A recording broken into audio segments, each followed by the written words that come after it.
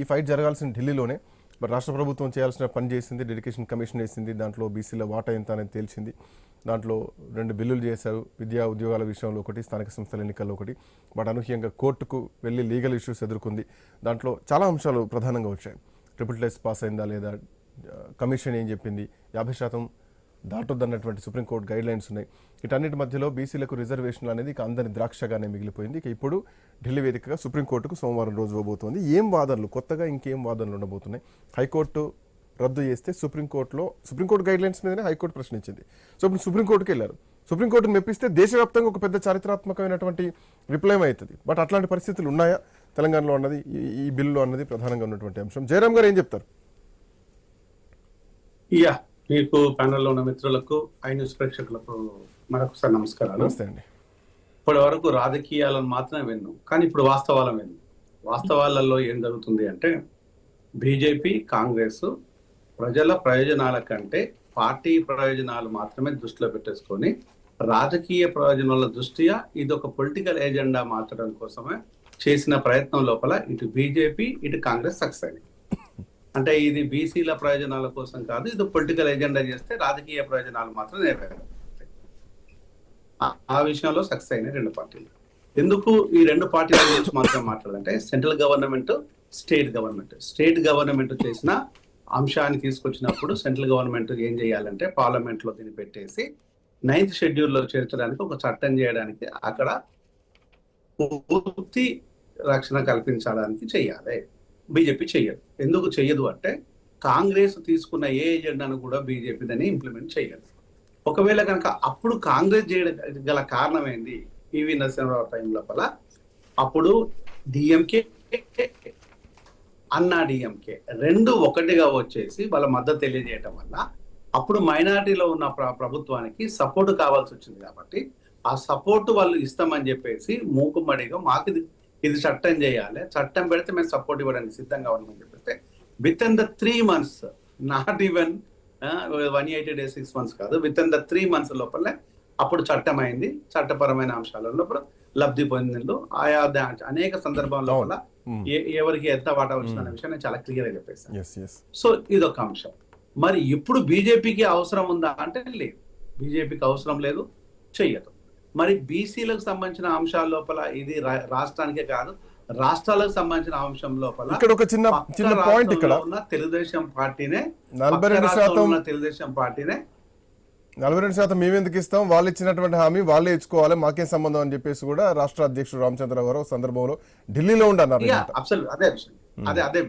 So ఇక్కడ పక్క రాష్ట్రంలో ఉన్న, ఏపీలో ఉన్న పవన్ కళ్యాణ్ కానీ, తెలుగుదేశం పార్టీ అధినేత చంద్రబాబు నాయుడు కానీ ఈ విషయం పట్ల ఏమాత్రము మాకు సంబంధం లేనట్టుగా ఉన్నారు. అంటే ఈ రాష్ట్రంలో ఇంప్లిమెంట్ అవుతా, ఆ రాష్ట్రంలో బీసీలకు కూడా ప్రయోజనాలు చేకూరుతాయి కదా.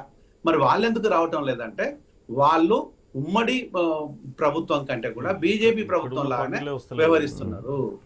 ఇక్కడ విషయానికి వస్తే, ఇక కాంగ్రెస్ విషయానికి వచ్చినప్పుడు మీరు ఇక్కడ 100% అట్టర్ ఫ్లాప్ అవుతున్న విషయము అందరికీ తెలిసిన, చిన్న పిల్లగాని అడిగినా చెప్తారు, దీనిలో వేరే డిస్ప్యూట్ లేదు.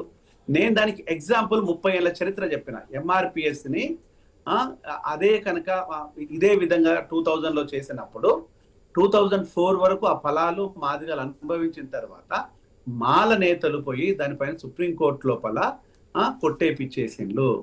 అది కళ్ళ ముందున్న సాక్షాత్కరమైన, మన కళ్ళ ముందున్న చరిత్ర. ఈ చరిత్ర మీకు తెలియందా అంటే తెలుసు. అయినా ఏం చెయ్యాలి? మీకు రాత్రికి రాత్రే మీకు ఏ లాభం జరగాలంటే బీసీల ఓటు రావాలి, ముస్లింల ఓట్లు రావాలి.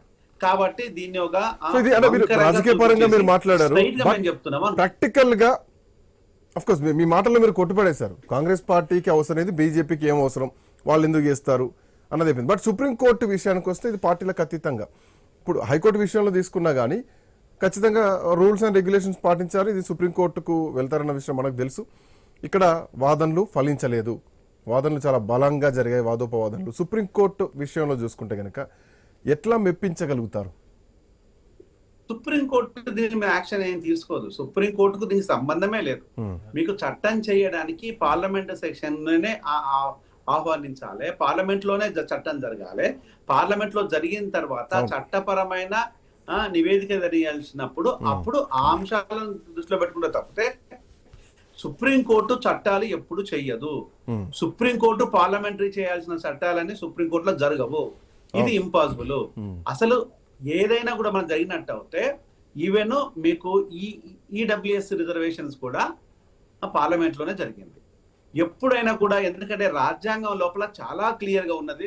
ఇంతకుముందు అడ్వకేట్ గారు చెప్పింది, మిత్రుడు చెప్పింది, అది 100% కరెక్ట్. ఎప్పుడైనా కూడా అంటరానితనానికి, సామాజిక నేపథ్యం లోపల వెనుకబడతనానికి జరిగిన రిజర్వేషన్లు తప్పితే ఇది ఆర్థిక పరమైన రిజర్వేషన్లు కాదు. ఆర్థిక పరమైన రిజర్వేషన్లు ఎక్కడ చేయలేదు. ఆర్థిక పరమైన రిజర్వేషన్లు అంటే అప్పుడు క్రిమిలేయర్ వస్తుంది. ఆ క్రిమిలేయర్ కనుక వచ్చినట్టు అయితే ఇప్పుడు ఈబిఎస్ ఈడబ్ల్యూఎస్ ఏదైతే ఉన్నదో అది కూడా చట్ట విరుద్ధమే. అయినా కూడా బీజేపీ రాత్రికి రాత్రే దాన్ని చట్టంగా చేసి అది ప్రజల మీద రుద్దింది. ఇప్పుడు ఇంకొకటి ఏంటంటే, ఒకవేళ కనుక స్లాబ్ ఏదైతే ఉందో స్లాబ్ ఆల్రెడీ బ్రేక్ అయింది. 50% అనుకున్న స్లాబ్ ను కనుక మనం చూసినట్టు అయితే ఆ స్లాబ్ బ్రేక్ అయింది. బ్రేక్ అయిన స్లాబ్ ని మనం ఎన్నిసార్లు బ్రేక్ చేయొచ్చు. బ్రేక్ కాకుండా ఉండడమే కరెక్ట్ గా. బ్రేక్ అయిందని ఎన్నిసార్లైనా బ్రేక్ చేయొచ్చు. దాన్ని ఎందుకు యాక్సెప్ట్ చేయదంటే ఇది చేస్తే కాంగ్రెస్ కు బెనిఫిట్ వస్తుంది అనేది బీజేపీ విధానము. బీజేపీ కనుక నేనెందుకు చేయాలి, నేనే చేసుకుంటే మాకే బెనిఫిట్ వస్తుంది అనే విధానం అనేది ఇదండి. రెండు స్టేట్మెంట్స్ లో చాలా గట్టిగా కుండబద్దలు కొట్టేశారు. బీజేపీని ఎదుర్కొన్న కాంగ్రెస్ ఈ రెండు రాజకీయ పార్టీల చదరంగం లోపల జరుగుతున్న ఆట తప్ప దీని వల్ల ఎలాంటి బెనిఫిట్ జరగదు. Right, 1 second. సత్యనారాయణ వస్తారు మీ దగ్గరికి. సత్యనారాయణ గారు, బిఫోర్ దట్ ఒకసారి రామూర్తి గారు, is it okay? I think mute లో ఉన్నట్టు. రామూర్తి గారు మ్యూట్ లో ఉన్నారా? శ్రీకాంత్